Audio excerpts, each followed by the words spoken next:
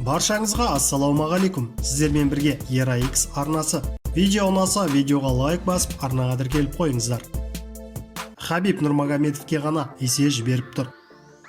Қазақ спортшысы UFC-дің ең қауіпті файтері болады. Роб Бартл қазақ спортшысы жайлы пікір білдірді. Биыл қазақ файтер Шавкат Рахмонов үшін жетістік мол болады.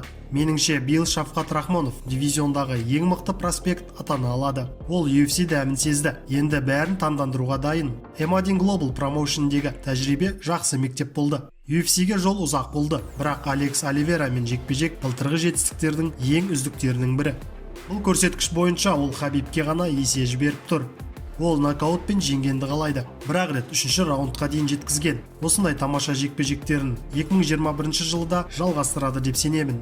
Рахмоновты кімге қарсы шығарары әзірге белгісіз. Алайда оның басқа промоушндегі рекорды мен тәжірибесі оны 170 фунттағы спортшылар үшін қауіпті етеді, дейді Бартл.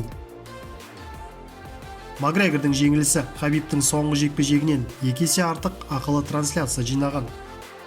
Конор Макгрегордың UFC 257 турниріндегі Дастин Пореге қарсы жекпе-жегі 1,6 миллион ақылы трансляция жинады. Бұл промоушн тарихындағы 3-ші көрсеткіш. Ал осыдан асып түскен екеуінде де Конордың қатысы болған. Осылайша, ақылы сатылымы бойынша бірінші орында Хабиб Нурмагомедовке қарсы 2018 жылғы жекпе-жегі. Екінші орында 2016 жылғы Макгрегор мен Нейт Диастың екінші кездесуі. Осылармен салыстырғанда Нурмагомедовтың былтыр өткен Джастин Геджиге қарсы жекпе-жегі сәтсіз болды. Ол уақытта 675 мың ақылы көрсетілім болған.